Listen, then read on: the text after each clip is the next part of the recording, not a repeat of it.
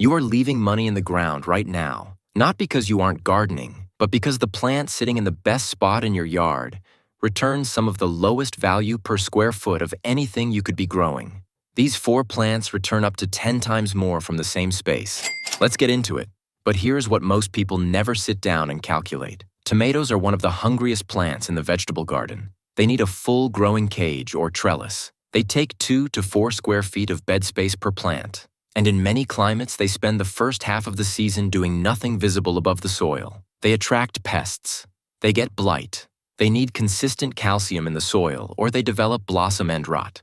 They are late producers. In most parts of the country, you are not pulling ripe tomatoes until late July, sometimes August. And after all of that, when you calculate the actual dollar value returned per square foot of growing space, tomatoes land in the middle of the pack at best.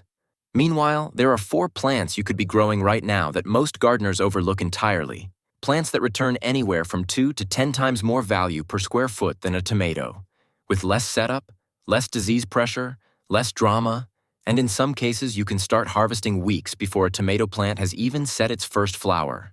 These 4 plants are not obscure or hard to find. You already buy them at the grocery store. You are probably spending real money on them every week and throwing some of it away before you use it. That is exactly what this video is about. We are going to go through each one, show you the actual numbers, explain why they beat tomatoes on a per square foot basis, and by the end you will have a completely different idea of how to allocate your garden space. There is also a plant at the end of this list that almost no one thinks of as a garden crop at all, and it might be the most financially efficient thing you can grow in a temperate climate. First, let's be fair to the tomato, because the case against it is more specific than just calling it a bad plant. A tomato is not a bad plant. Flavor-wise, it is probably the single best argument for growing your own food at all. The gap between a vine-ripened homegrown tomato and what you find in a grocery store in January is enormous. They are barely the same food. And when you run the numbers on cherry tomatoes in particular, they do pull reasonable per square foot returns. A single indeterminate cherry tomato plant in 4 square feet of space can generate $15 or more in grocery value per square foot at peak season. But here is the problem. That number is for peak season only. A tomato plant is not doing anything for you in April. It is not doing anything in May in most climates. By the time it starts producing in earnest, you have had a bed sitting occupied for 2 to 3 months, being watered, being caged, being worried about, returning nothing. When you account for that full time in the ground, the months of occupancy before the first harvest, the effective value per square foot over the entire season drops significantly. And every one of those months is a month something else, something faster, something more efficient, could have been producing in that exact same space. The other issue with tomatoes is that the grocery store price they are displacing is not that high. A pound of regular tomatoes at the supermarket runs $1 to $2. Even cherry tomatoes, which command a higher price per pound, still sit well below what fresh herbs, specialty greens, or gourmet varieties of other crops fetch.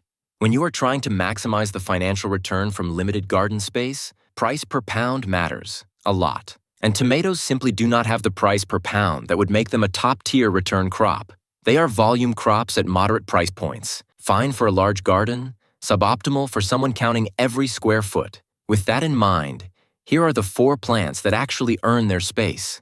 The first one is herbs, and if you are buying fresh herbs at the grocery store even once a week, this information is going to be either genuinely useful or a little painful, depending on how you look at it. A small bunch of fresh basil at the grocery store costs between $2.50 and $5. That is for roughly 3/4 of an ounce of leaves, and the shelf life after purchase is 3 to 4 days before the leaves begin to blacken and lose flavor. USDA Agricultural Marketing Service data puts retail prices for fresh conventional basil between $3 and $5 per unit, with organic basil going even higher. When you do the math on weight, fresh basil retails for the equivalent of $40 to $60 per pound at most grocery stores. At farmers markets and specialty grocers, that price goes higher. Now look at what 1 square foot of basil returns in a garden. A single established basil plant, consistently pinched before it flowers, produces ounce after ounce of fresh leaves all summer long. UC Cooperative Extension estimates that a single square foot of basil can replace over $100 of grocery store basil over a full growing season in a moderate climate. That is 1 square foot. Against a tomato plant's 4 square feet and a return that starts in late summer, basil starts paying you in May or June and does not stop until frost. And basil is not alone. Cilantro, which either you love or you don't, returns over $20 per square foot in grocery savings based on yield and store pricing comparisons, one of the highest per square foot values of any plant in the kitchen garden. Dill comes in at over $16 per square foot. Chives, which are perennial in most climates, meaning you plant them once and they come back for years, deliver consistent returns every season for essentially zero additional input after year one. A packet of herb seeds costs $2 to $3 and will supply you with more plants than you will ever need. The reason herbs beat tomatoes so decisively on a per square foot basis comes down to two things.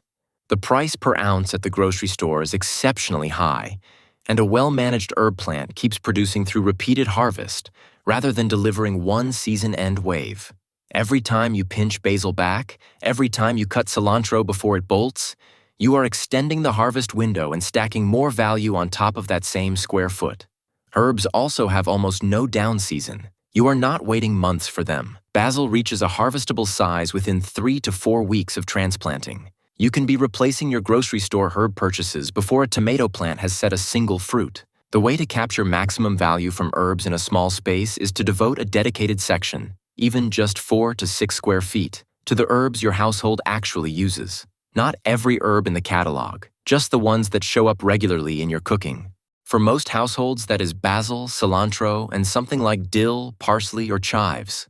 That 6 square feet, managed well, conservatively saves $150 to $300 in annual grocery spending, from a patch smaller than a bathtub.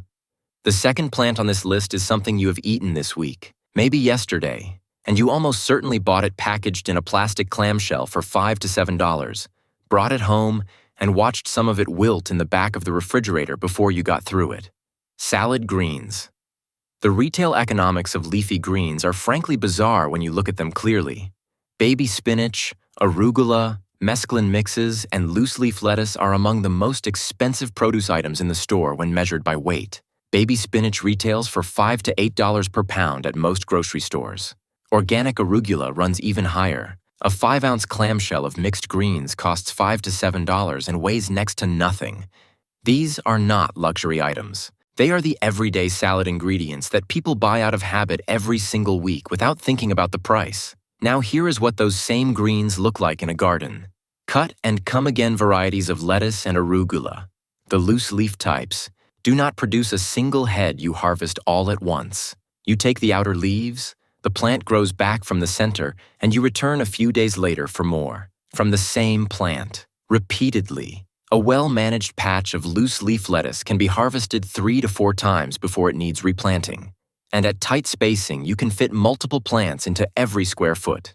The multiplier here is succession planting, which is the single most effective technique for extracting maximum value from a small green patch. Instead of sowing all your lettuce seeds at once, you sow a small amount every 2 to 3 weeks. Some plants are ready to harvest while others are maturing, and new seedlings are just germinating. The patch never goes quiet. You are pulling fresh greens continuously from early spring through late fall. 2 harvests on either side of the summer heat that most lettuce does not tolerate, rather than getting everything at once and then watching the bed sit empty. For a household that buys salad greens weekly, a 3 by 3 foot dedicated green patch with succession planting running from March through November replaces a consistent weekly grocery purchase. At $5 to $7 per clamshell, that is potentially $250 to $350 per year from 9 square feet of ground. The seed cost for that entire operation is under $5. Nothing in the grocery store math makes less sense than spending that much on greens every week when the seeds cost pennies and the plants grow in 30 to 45 days. What makes this comparison with tomatoes particularly stark is the timeline. You can be eating homegrown arugula in 5 weeks from direct seeding, spinach in 4 to 6 weeks, loose-leaf lettuce in as little as 45 days. By the time your tomato plant has its first flowers, a well-managed green patch has already paid for itself twice over. The third plant on this list is one that gets almost no attention in home gardening conversations, and it quietly has one of the most favorable economic profiles of anything you can put in the ground. Garlic. Grocery store garlic is not expensive. You know this. A whole head costs under $1 at most supermarkets, and a pound of conventional garlic runs between $1.50 and $3. So why is garlic on a list of high-return crops? Because what you buy at the grocery store is the commodity version, and commodity garlic is not what you grow in a home garden. Hardneck garlic varieties, rocambole, purple stripe, porcelain, are not available in most grocery stores. They are the gourmet types, sold at farmers markets and specialty food stores for $8 to $25 per pound. They have more complex flavor, larger individual cloves, and a depth of taste that commodity garlic cannot replicate. According to USDA data and market surveys, gourmet garlic at farmers markets commands consistent prices in the $12 to $20 per pound range. A home gardener growing these varieties is replacing a product that, if purchased, would cost 3 to 5 times more than supermarket garlic. The yield per square foot for garlic runs about half a pound to a full pound per square foot depending on variety, spacing, and soil quality. At $8 to $12 per pound in gourmet market value, that is $4 to $12 of value per square foot from a crop that you plant in October and harvest the following July. While it is in the ground through winter and spring, it requires almost nothing from you. No watering in most climates, no pest management, no staking, no disease anxiety. The garlic is just sitting there underground doing its work, completely hands-off for the better part of 8 months. There is another financial dimension to garlic that almost no other garden crop has. It is self-funding. When you harvest your garlic in summer, you save the largest and best cloves from your harvest to replant in fall. Your seed stock grows from your own garden. In year 2, you are not buying seed garlic at all. The planting material comes from last year's harvest. A single initial purchase of quality seed garlic sets the crop up perpetually. The only real ongoing cost is your soil amendment and some mulch. Garlic also has excellent storage. Cured properly and kept in a cool, dry, dark space, hardneck garlic holds for 6 months or more. That means you are not racing to use it before it spoils. You harvest in July, cure it through August, and work through your supply at a relaxed pace through winter. From a practical kitchen standpoint, that kind of shelf stability makes it one of the most useful crops in the garden. A household that cooks regularly with garlic and uses the quality, complex flavored varieties rather than the bland supermarket kind will find a 10-square-foot garlic patch difficult to give up once they have experienced what it produces. The fourth plant is the one that most gardeners understand in theory but consistently underdeploy in practice, and the reason comes down to how people think about vertical space. Pole beans. Most home gardeners who grow beans grow bush beans. They are familiar, easy, sold everywhere, and they sprawl across the ground producing pods over a few weeks before the plant winds down. They are fine, but bush beans are a modest return crop. They take up significant horizontal ground space and produce a single main flush of harvest. Pole beans are a different calculation entirely. Because they climb, you measure their ground footprint in one way and their productive capacity in a completely different way. The University of Florida's IFAS extension, analyzing yields between pole and bush bean varieties, found that a 10-foot row of pole beans produces 8 pounds of beans in a season, while the same 10-foot row of bush beans yields 4.5 pounds. That is almost double the production from identical ground space. And because pole beans are indeterminate, they keep producing as long as you keep harvesting. The yield advantage compounds over a long season. In square-foot gardening terms, you can plant 8 to 9 pole bean seeds per square foot along a trellis base, and they grow vertically above that footprint, effectively using airspace rather than ground space. A 4-foot run of trellis base with beans climbing 6 feet overhead produces dramatically more food from 4 square feet of ground than almost any other crop you can name. Green beans retail for $2 to $4 per pound depending on variety and whether they are standard or specialty. French haricot verts, a pole bean type, command significantly more at specialty markets and grocery stores. Over a full season of continuous harvesting, a well-managed pole bean trellis can return $8 to $15 per square foot of ground, well above what most tomato plants generate. The harvesting mechanic of pole beans is what separates them from most other vegetables. The more you pick, the more the plant produces. Come out every 2 to 3 days and harvest every pod that has reached finger length, and the plant reads that as a signal to keep setting new flowers and pods. Stop harvesting for a week. Let the pods mature towards seed production, and the plant interprets that as its job being done, and production slows. The harvest rhythm itself is the productivity mechanism. It rewards attentiveness. And in a small garden where you are checking on things regularly anyway, that rhythm becomes easy to maintain. The other advantage of pole beans is the vertical structure itself. Beans fix nitrogen from the air into the soil through their root systems, meaning the bed they grow in is richer after the bean season than it was before. Following beans with a nitrogen-hungry crop, like brassicas or leafy greens in the fall, lets you use the fertility the beans built rather than adding it from an outside source. The crop pays forward into the next rotation. That is a financial benefit that does not show up on a per square foot value chart, but makes a real difference over a full growing season. Now let's put all of this together in a practical sense, because the question is not just which plants pay more per square foot in isolation. The question is what happens when you actually restructure a real garden bed to reflect these numbers. Take a standard 4x8 raised bed. That is 32 square feet. Many gardeners fill most of it with 2 or 3 tomato plants, which between them occupy 12 to 15 square feet of ground and return most of their value in a narrow August window. The remaining space goes to whatever else fits around them. Now imagine that same bed allocated differently. 8 square feet along one side goes to a pole bean trellis. 6 square feet in the cool end of the season goes to salad greens on a succession planting schedule. 6 square feet holds a dedicated herb section, basil, cilantro, and 1 perennial herb like chives. The remaining 12 square feet you use for whatever your household genuinely loves, including a single well-managed tomato plant if you want one. That restructured bed runs across a longer season because the greens and herbs produce in spring and fall when the tomatoes would have been sitting idle. The pole beans produce continuously through summer. The herb section delivers the highest per square foot return of anything in the garden, and does it from the moment it is planted until frost. And you have a single tomato plant giving you the fresh summer tomato you want, without sacrificing the rest of the bed to a crop that dominates space without dominating returns.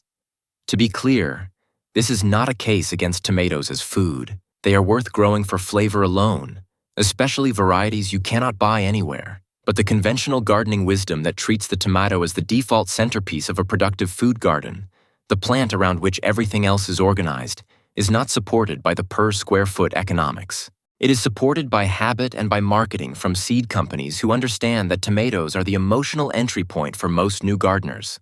If you are gardening purely for the joy of a summer tomato, grow 1 or 2 plants and love them. But if you are gardening to make a genuine dent in your grocery spending, to get the most food value from the least ground, or to produce things that you actually cannot buy fresh and affordable at the store, then herbs, salad greens, garlic, and pole beans deserve far more of your space than they are currently getting. The numbers are not subtle. The difference between what a square foot of basil or arugula returns versus a square foot of standard tomato is large enough to matter in a small garden. And in a small garden, every square foot is a decision. Make different decisions this season. Your grocery bill will notice, even if the garden does not look dramatically different from the outside. If this changed how you are thinking about your planting plan, subscribe and hit the bell. There is a lot more of this kind of analysis coming. Drop a comment with which of these 4 plants you are starting with. Thanks for watching.